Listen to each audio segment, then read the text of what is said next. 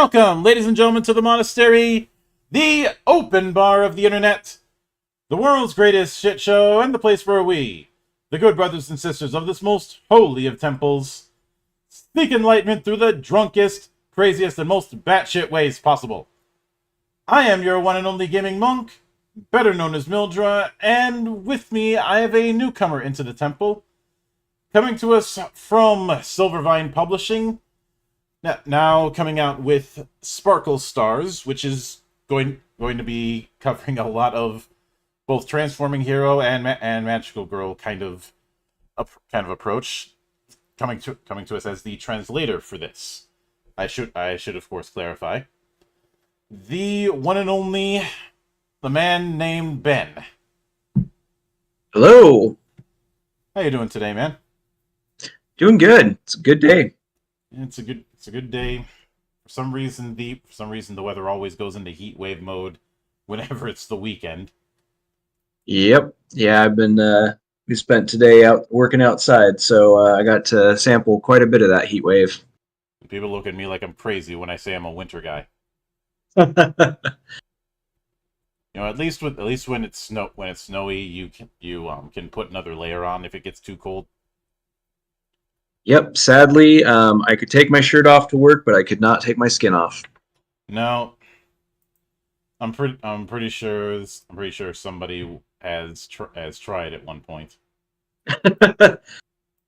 Sometimes when you're real hot, you do anything to get cooler. Mm-hmm. But now, with that said, one of the traditions around here with every newcomer is the origin story. So I'd like you to walk me through your first introduction to role-playing games and what made it stick.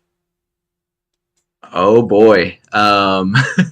So I was raised in a very religious household, and the first time I heard about Dungeons and Dragons was when my parents said that I was banned from playing it, because I don't know what kind of trigger warnings you've got, but there was a story. Okay, great. There was a story that a student at Brigham Young University, which gives you a hint at what religion I am. James Dallas Egbert. I've heard this story. I've talked about this story. I've written entire essays about this story. Really? This story. The student down the elevator shaft, right? Yeah. There was that. That was part of the reason why there was the claim for a good amount of years that people were doing secret D&D games in steam tunnels and sewers, and I don't know about you, but I'd rather play in a nice, comfy room indoors than playing in a sweaty ass steam tunnel.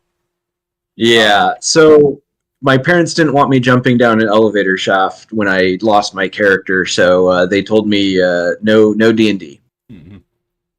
So I was in high school and part of my high school's anime club, and they got Big Eyes Small Mouth, the OG, the old version, the first edition. And sitting down with the guys and playing Big Eyes Small Mouth was my very first time rolling dice for a tabletop game. McKinnon's been in the temple several times over the years, so Besum is certainly something I'm no stranger to. And as well as some of the side stuff that uses the Tri-Stat system. Yeah. But with that said, it does help demonstrate a few things regarding the weeb factor that is certainly well welcome within this temple. Unlike some tabletop content creators or just people in the scene in general, we do not turn up our nose regarding weeb shit. Well, that's greatly appreciated. But sorry, go ahead. So shifting away from that, you are the head honcho with Silvervine Publishing, which is primarily focused with translating indie TTRPGs from Japan into English. And that is correct. I'm not going to get into the history when it comes to Japanese tabletop because that's something I've treaded before. I'm no stranger to covering Japanese tabletop in one form or another. I mean, for fuck's sake, we just finished a Sword World campaign on this channel. Nice. Just a month ago. Sword World 2.5, technically. Yes, good. And I've talked about stuff like Tenra and Shinobigami and the stuff that Lion Wing is putting out. So instead, I'd like to get what your first introduction to the Japanese TTRPG scene was. Oh, and it's a very special memory to me. When I was living, so I've lived in Japan a few times, and the second time that I moved there, I had started, I could read Japanese enough that I was starting to get into their RPGs. I'd buy some of them in Japanese and read through them. And so I happened to find a role-playing game club that met every month in my prefecture.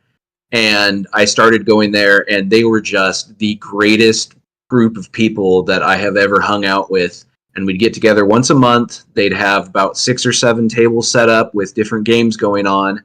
And they do little single session games, which if probably from studying Japanese games, they love their one sessions. Their scenario design is very, very big, and this is something I've had to beat into people's heads multiple times over the last 10 plus years. Oh. Yeah. So yeah, just I spent about 2 years hanging out with that group and going there every month, and I ran some games myself in Japanese, and I played some games. That was a great time, and that really opened my eyes to all the different systems that were out there because, every time they'd be bringing in new books. And our club, the guy that led that club, he had the most encyclopedic knowledge of every single role-playing game out there. Like, if you just named a system to him, he'd give you a brief, synopsis of what the system's basics are. Okay. Or if you said, is there a system like this? He'd start listing them off. So sounds like a man after my own heart. I'd probably bring for the language barrier issues. Yeah, no, he was an amazing guy, and he was instrumental in helping broaden my horizons as far as what all was out there on the Japanese RPG side. Mm-hmm. So, given that, I'd like to play a little bit of a lightning round with you. I'm gonna name off a few Japanese tabletop. You can say if you've played them, if you had some comments about, if you've read through them, if you had some comments about them. Think of it as a really, really, really geeky ass Rorschach test. All right, let's do this. I got my fingers crossed. I know quite a few of them, but we'll see. Tokyo Nova. Played it. That was actually one of the very first ones that I played when I went to that club. My character was it was supposed to be a character that specializes in little robot drones attacks, but then I revealed at the end of the session that I was actually a miniature person living inside the drone. The embodiment of 3 kobolds in a trench coat? Yes. All right. Shinobigami. Oh, absolutely. Played it. I am really good friends with all of the guys over at Kotodama. I have actually helped translate some of the supplements that they're working on for it right now. I haven't actually sat down and played it, unfortunately, but I know those books inside and out because I've helped with some of the background of that translation. All right. Tenra Bansho Zero. I know it only by reputation because, hanging out with the Kotodama guys, I've learned about it. I know some of the systems around it, like Terra the Gunslinger, but I have not actually had a chance to experience that one specifically. I would pay really good money to get a translation of Terra the Gunslinger and Tenra War. I'm being flat on honest. Oh, yeah. Dark Souls.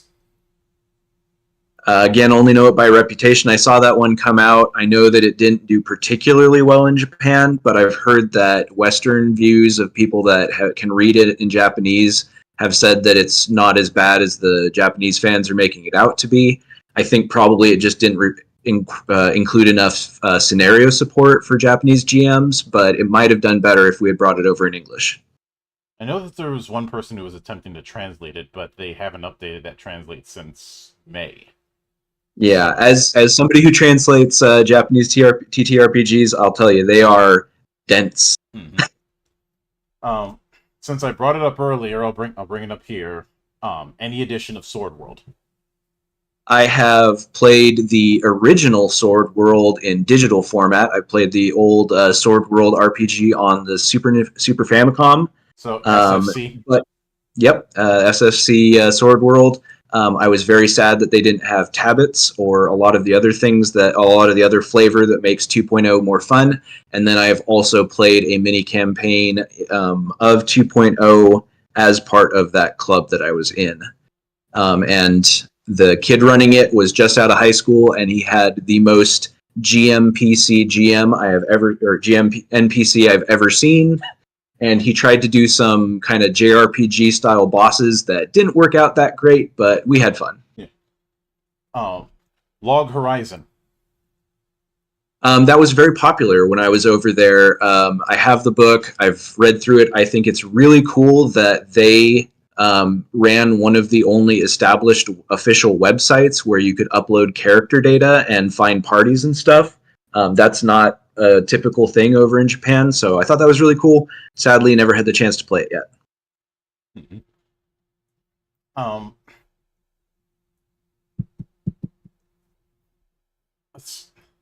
Hang on a sec. I have to make sure I actually get the name proper. Kamigakari. Played it once. It's a pretty fun one. I really like the dice pooling system where you roll it and you can kind of switch out numbers on your dice to activate things. Mm-hmm. It's kind of like the setting reminded me a lot of God Eater, kind of like a modern Monster Hunter vibe. Fun stuff. Yeah, I'm really glad that got brought over in English. All right. Alshard FF. I have read the Alshard books. I have some of them, but yeah, unfortunately, I never had the chance to go with that. I'm not a huge fan of that particular system.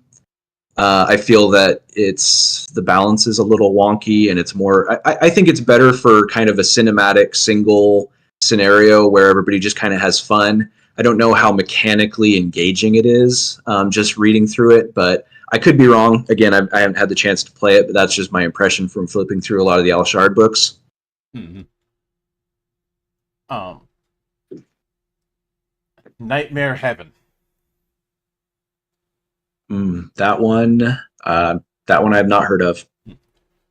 All right, moving on to, I think the last one I'm going to bring up, Double Cross. Okay. Double Cross, I remember being super stoked when that came out because there were so few Japanese TTRPGs coming over.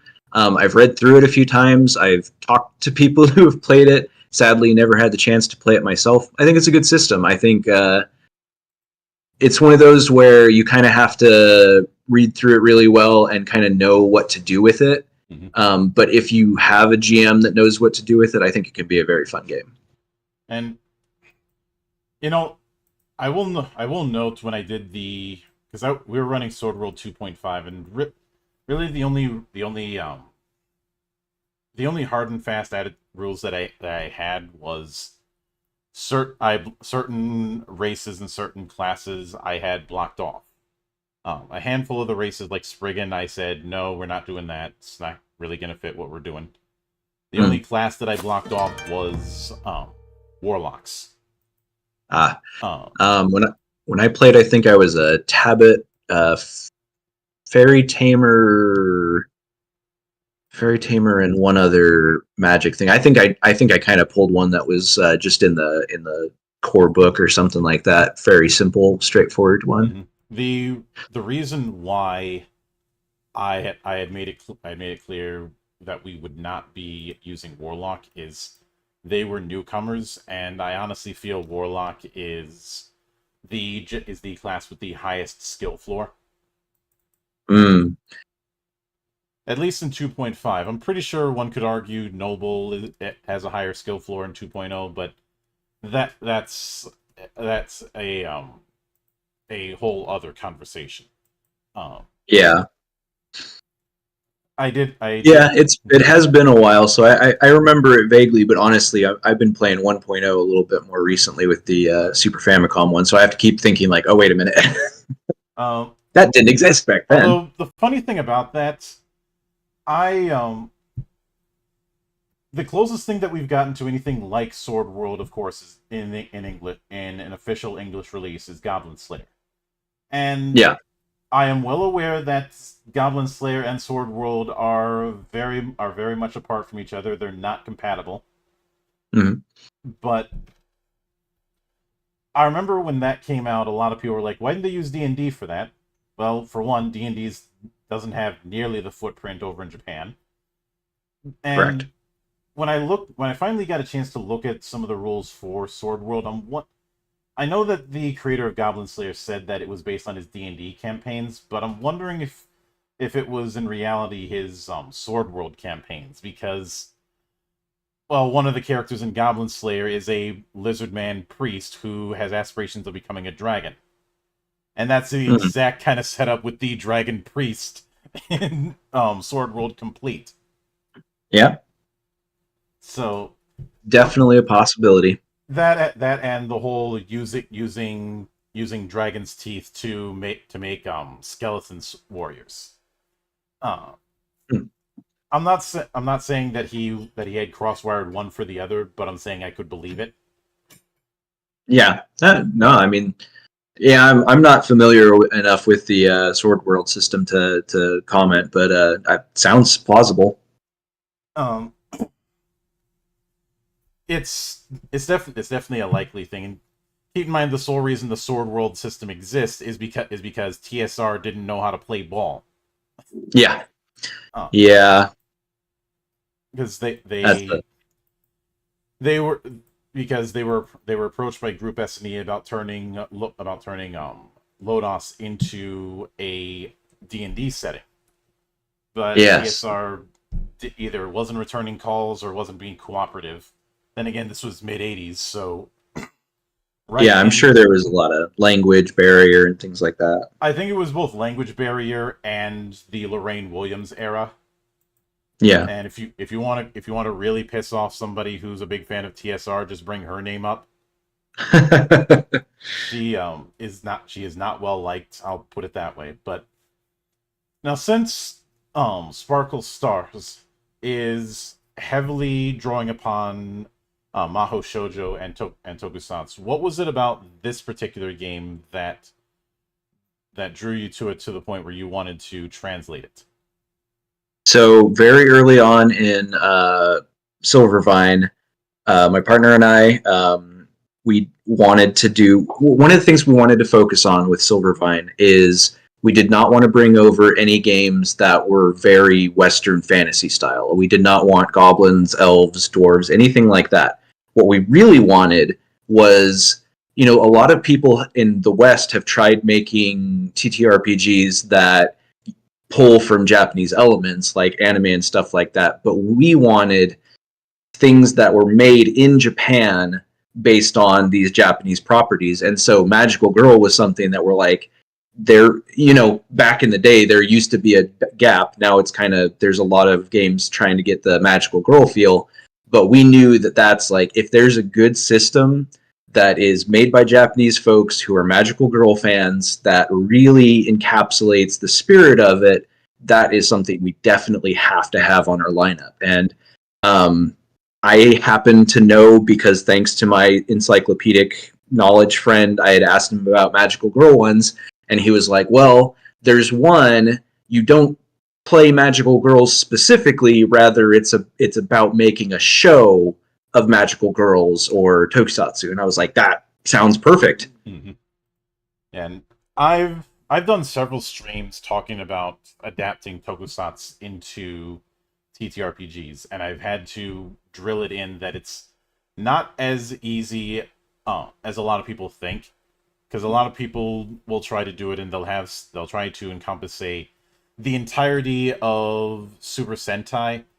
And Yeah. the problem with doing that is that's a lot of different variations. You know, you've got some that are more sci-fi, you've got some that are more fantasy, you've got some that are a mix of the two, you got some that are completely out there.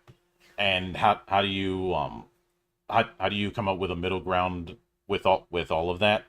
Um, then you have the infamy that was the Power Rangers RPG, which I did a whole stream just ranting about how much I hated what it was doing.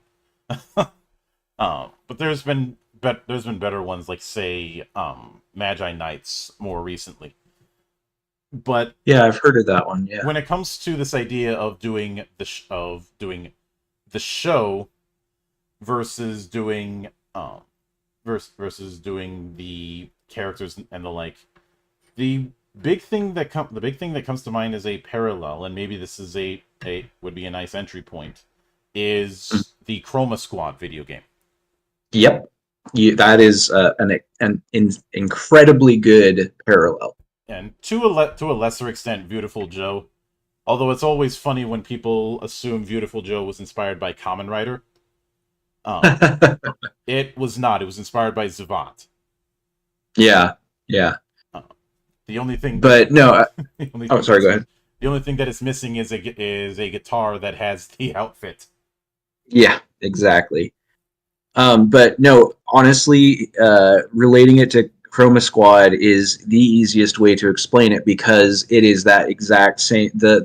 Mechanically, what you're focusing on is not so much defeating the enemies, because to an extent you should take that as a given. That's how Monster of the Week shows work, is you're always going to defeat the monster. The important thing is, are you defeating it in such a way that you are satisfying your audience? Mm-hmm. And the other thing that was going to draw my attention is the fact that it is using cards instead of dice. Now, I've said this multiple times, but I do very much feel that card use in TTRPGs is wholly underrated. We haven't even scratched the surface about what can possibly be done with that format. Yeah, absolutely. And I've played. So I played Tokyo Nova. I've played Terror the Gunslinger. So I've seen other Japanese games that use cards, and there's some rough edges. There's some parts of it that make it that are a little inconvenient. Although I do still think that it allows you to make for more tactical games where you're able to kind of use your cards the way they come.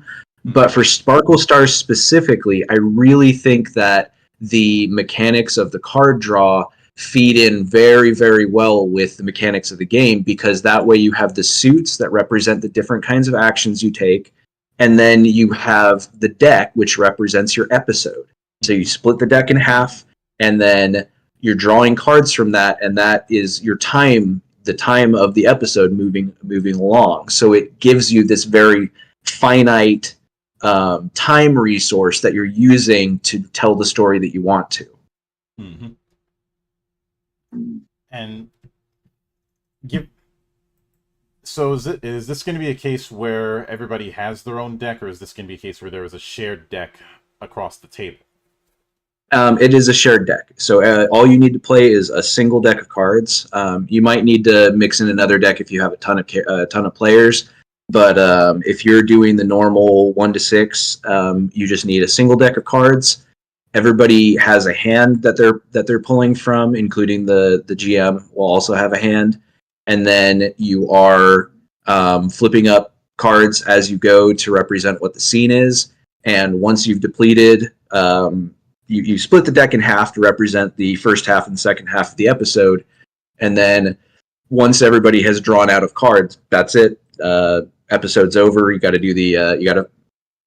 Hopefully, you finish the story. Mm-hmm. And when it comes to the setup, is it a case where you'd draw the top card from that deck, and is it a case of aim high? Is it aim low? Or are you trying to aim based on the stat? How is it going to be working there? So in each scene, every time you draw it, you're drawing a card, and everybody has a turn. That's one scene. So both the GM and the players will all play one card, and what you're aiming for is whoever plays the biggest card takes the scene. And what that means is that their character gets the most screen time, or it's an important and vital scene for that character where they get the most camera time. And if the GM does it, that means that the NPCs are taking, or the either the villains or the NPCs are kind of taking the screen time. And the kind of meta game that you're trying to play is you need to make sure that over the course of an episode, you take enough scenes using a chosen suit to meet the quota set for you at the beginning of the episode. So as an example, the heart suite or the heart suit represents passionate speeches, emotional things, catchphrases, that kind of stuff.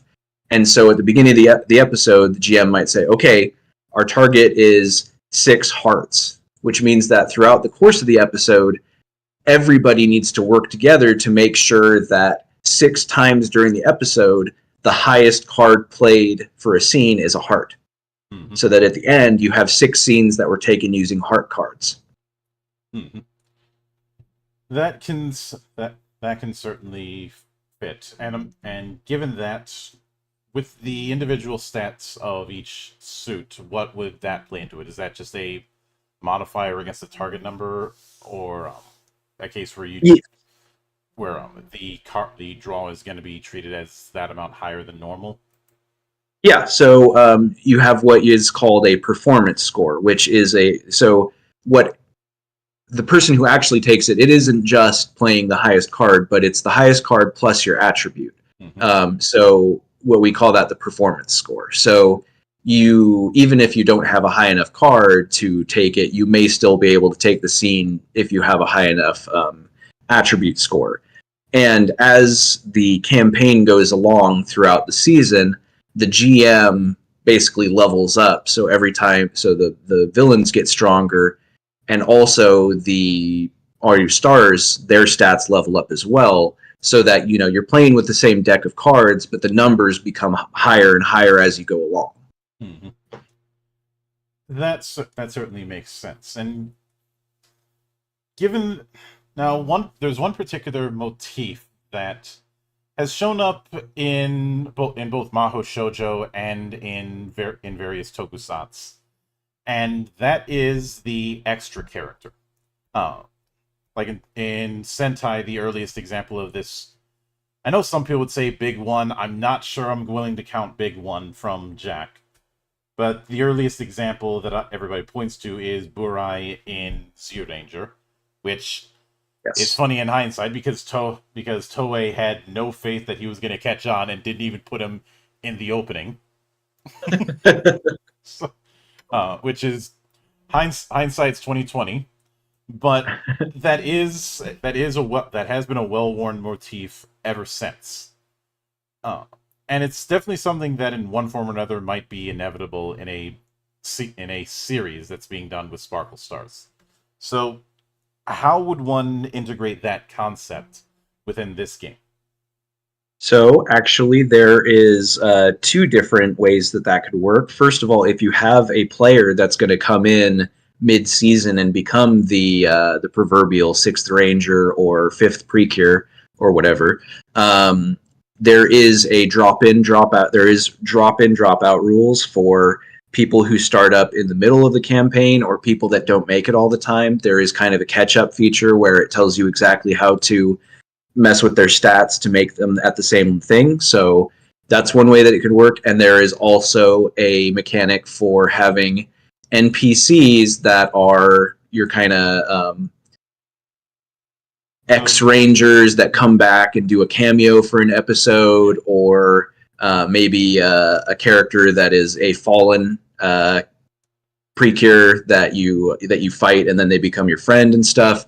There are mechanics that handle those kind of situations because these the folks who made this game, they're huge Tokusatsu and Precure fans, so they've basically worked in every little angle that you could be like, oh yeah, that's something that everybody. The way you describe it, it sounds not too far removed from the Fellows system that was introduced in Sword World 2.5. In fact, that was one of the two big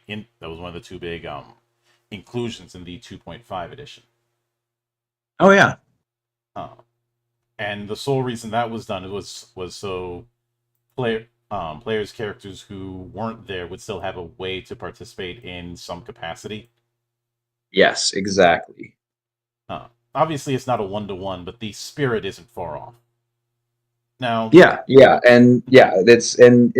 kind of just all of the mechanics in this are meant to bring to mind those kind of the things that if you watch Tokusatsu or watch Mahou Shoujo, you're like, oh yes, I completely understand where they're coming from with this. Yeah. Another motif that's been frequently showing up over the years has been some form of upgrade form or upgrade state that's used as a escalation or the like, whether it be some sort of upgrade form for the red or something to that extent. It's been a thing for a while. How would one integrate that within this sandbox? That is a very interesting question. That's I think because the basis of this was more Precure, which Precure does also do the mid-season upgrades, but I think that's one of the places where they wanted to err more on the side of making it mechanically stable as a steady progression across the season. So I think in this, you're more going to see steady stat increases rather than kind of a mid-season upgrade. I think that's one of the things that would just need to be integrated as part of the story and maybe not reflected in the mechanics specifically. Yeah, I can, and obviously it's something that would be tricky to work with, especially since in a team-based affair like a Tokusatsu or a Precure, it's gonna seem a bit unfair if one person ends up getting that kind of power up. I mean, it works fine in a show. As far as whether or not it works in a TTRPG, that's another matter entirely. I mean, you look at the most litigious game, and you have the issue of certain archetypes being way too powerful compared to others. Looking at you, casters in certain D20 based games. Yeah. And that could lead to that kind of issue potentially. Not saying it will, but it is a potential issue that can happen. Now, yeah, and sorry, go ahead. Oh, go. Sorry. I was just going to say, yeah, in Sparkle Stars, you do have what is called a first star or a first sparkle or first spark, who is meant to be, the Red Ranger or the Pink Precure, as it were, the leader of the group. But that is much more from just a story standpoint. Every team has to have a leader, and they do not actually get any mechanical advantages that would make them, and that's one of the things where they're erring a little on the side of balance rather than complete emulation of the show, because obviously, the Red Ranger is going to be the strongest. But in Sparkle Stars, they're leader in name only. Mechanically, they are the same as everybody else. And so there's not really that anybody taking the spotlight all the time. Mm-hmm. Now, I would say to follow up from that, there's a certain structure that I've talked about in a lot of my work that I know this has different names across Asia. I only know the Japanese name, and that's Kisho Tenketsu. And I'm curious if you'd say a episode would be framed around that kind of structure when it comes to this system. I think it's possible to frame around that, but I would say that the main there's really three major mechanical components to each episode, which is that each episode is divided into an A part and a B part with a commercial break in the middle, which is based off of just how these shows are shown in Japan. And then the important thing is that the GM has a Joker, and the players have a Joker. And so whatever else happens in the rest of the episode, when the GM throws their Joker down, that means that the climactic battle is approaching. So whether that's when, you know, the evil monster of the week is running amok and has to be stopped. It could be a natural disaster, could be any other thing that pushes the heroes to need to react to that. And then anytime after the GM's Joker is played, the players play their Joker, and that's their transformation. So when you play your Joker, that's when you're shifting into your magical or super form, and then you have the battle with the remainder of the cards to finish out the episode. So plot-wise, you can fit all kinds of different plots and structures into that. The only real mechanical structure is that it's going to be two halves, and then you are the GM basically decides when they're going to move to that climax phase, and then the players react to that with their Joker. Mm-hmm. That makes sense. So with that in mind, I'm curious how one would use the face cards when it comes to this system. Or are the face cards used at all? Oh, the face cards are fun. So the face cards are considered basically the deck, or the cards are laid out with they follow the numbers, and then the face cards count as they're basically trump. They're always trump cards. They will always be the best. I'm actually drawing a blank on what happens if more than one person plays a face card at the same time. But I think the face cards are actually ranked, so it's like Jack, Queen, King, Ace. So if you play an Ace, you have gotten it. I think there might be some kind of mechanic for resolving if two people play the same card. Again, I'm drawing a blank. But anyway, if you play a face card, then it's very powerful. Obviously, it makes it easy for you to take the scene, and it's considered a very powerful scene, like very emotional, maybe very violent, something like that. And so at the end of the episode, if you have played a face card and taken a scene with a face card, that is called a controversial scene. And you actually have to draw a card to see what the effect of that is, and the effect of that could be a lawsuit. So basically, when you play a face card, it means like you're really pushing the limits. You're really doing something that will be memorable. But unfortunately, because it's so memorable, there's a good chance that some parent calls up and says, "Oh my gosh, I can't believe you put that in your show." Yeah, there's multiple examples I can think of. Like the two that come to mind is the reason why there had to be a massive pivot when it came to Ohranger. You know, doing something that serious early on. Then a full-on terrorist attack happens, and things had to pivot midway through. And all of the shit that ended up happening with Kamen Rider Hibiki. Yeah, that was... and then... Oh, sorry, go ahead. To the point that I believe the actor for Hibiki was not happy with the changes midway through. And said, I want to continue his idea.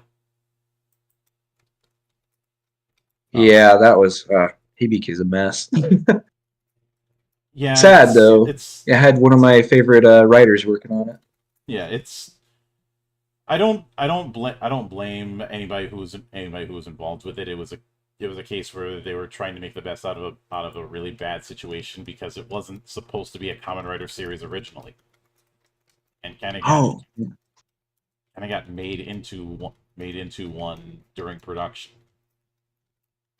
Yeah, when I think of the controversial scenes, and this is actually something that the creators kind of talked with me when I was translating it, and they really wanted it to be, they wanted to get that the nostalgia of Western fans and how we experienced these shows when they came over to America. And so whenever I think of controversial scene, I just remember not a specific scene, but I know when Power Rangers, the very first one was Mighty Morphin Power Rangers, I remember there being news stories about kids beating up other kids, quote So unquote, playing Power during Rangers. during the '90s, there was that whole um that whole nothing burger about imitatable behavior. Yep. Batman got Yep. subject to it. Animaniacs got subject to it. This was a industry wide thing where people were PTAs and the like, who I don't have the highest opinion of, if I hadn't made clear, um, Yeah. were very concerned about people imitating certain behaviors from different shows, um, Yeah. which is understandable to a point. But at one point are you at what point is it the parents' problem? At what point is it not? Um, Yeah. And it was interesting with Mighty Morphin Power Rangers because they did kind of pivot, and you note it. Like I can say one of the things I remember the most about it is how much they talked about like martial arts is about learning to, it's about fitness, and it's about learning to control your body, and it's about respect and honor. And like they do the PSAs at the end of each episode about like we never use violence just to beat each other up. Like it's always to like, we always respect our honor, and we always fight only in self-defense and that kind of stuff. And what I love about Sparkle Stars is that that's in there. You get a controversial scene, and so all of a sudden you've got the censorship table, and your violence censorship goes up another notch, and all of a sudden for the rest of the show you have to be like, we can't actually punch anybody anymore. or you do those ridiculous onomatopoeias that the Yeah. Batman Pow. yeah that the Adam West Batman did back in the Yeah. or 60s. or you can get slapped with in Sparkle Stars. You can also get slapped with PSAs. You got to end every episode with a moral lesson that you teach everybody, like Sailor Moon says. Yeah, I am very glad that we are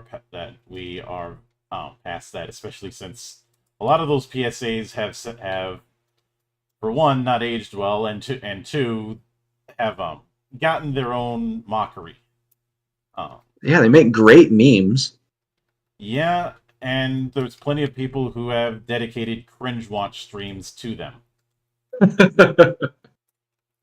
especially some of the really bad ones in the '80s. There's some prime mockery material for that. Um, Yeah. And so that's one of the things that I just love so much about Sparkle Stars is that if you grew up watching those things, whether you're thinking of it from the Western sense of these are the dubbed shows that we got, or if you're a big fan of the original Japanese, it has that soul. And so these moments you'll immediately be like, oh yeah, I like it's a game that a lot of people will be able to play intuitively because it just speaks to that experience. Like, yes, I remember exactly how these shows were, so I know how to sit down and kind of talk about that or make a show like that. mhm. Pretty much. Now, with that in mind, you did mention the Joker. Is that um what would end up happening if somebody drew that on the deck? If they drew one of the Joker cards. So if you are drawing for like character creation and stuff like that, there are special things for Joker. Usually it's free choice. Like if you draw a Joker, you can pick whatever you want for the character creation. During the game, actually, the Jokers are taken out beforehand, so they are not placed in the deck. Instead, the GM will hold on to one, and the players will hold on to the other. So they have it with them at all times. Hmm.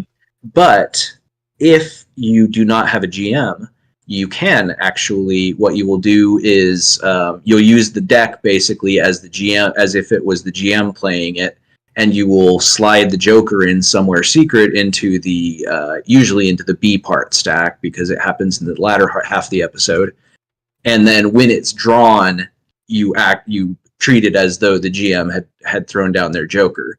So there is a GM-less mode that you can play in which you would put the jokers in, but during normal gameplay with the GM, you actually will have hold of them. So it is not a random thing. It's something that the GM will use to control the flow of the story. Mm-hmm.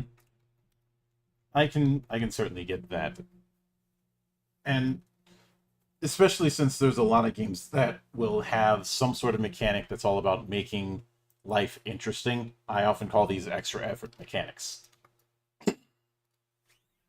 Now, because of the fact that a lot of filling in the character sheet is about guidance, Mhm. within the full text, are there plans on putting in some moments to help guide when it comes to certain descriptive parts of character creation?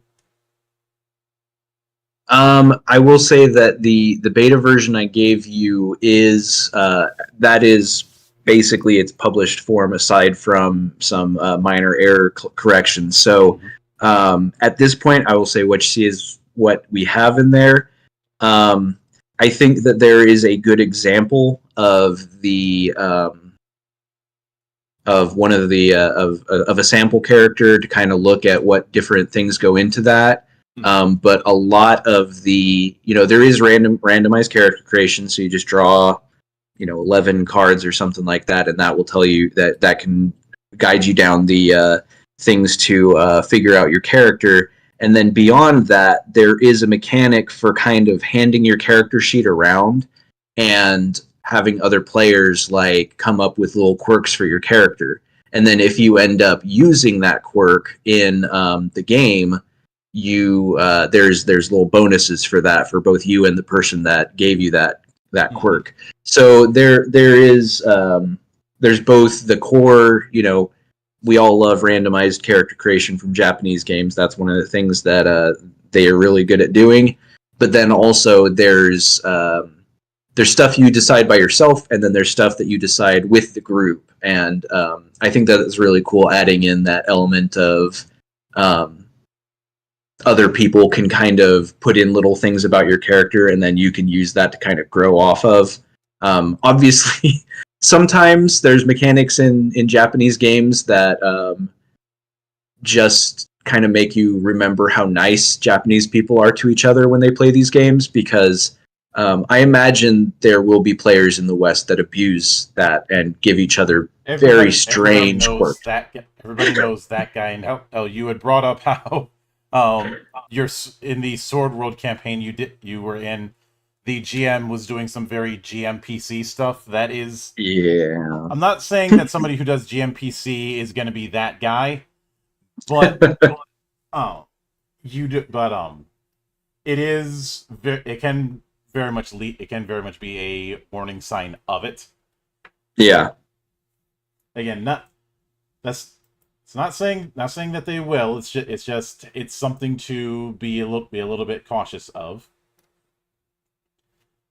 But with that said, the version that you had sent me was about 75 pages. Do you foresee it staying at that page count in its full release to the public? Yes. The version I sent you was complete aside from the cover and back cover. But yes, I will say that Silvervine, some other companies like Kotodama, they will kind of do things like edit the layout and maybe add or subtract some things, or maybe put in their own like kind of example plan, stuff like that. Silvervine, we are very, very straightforward.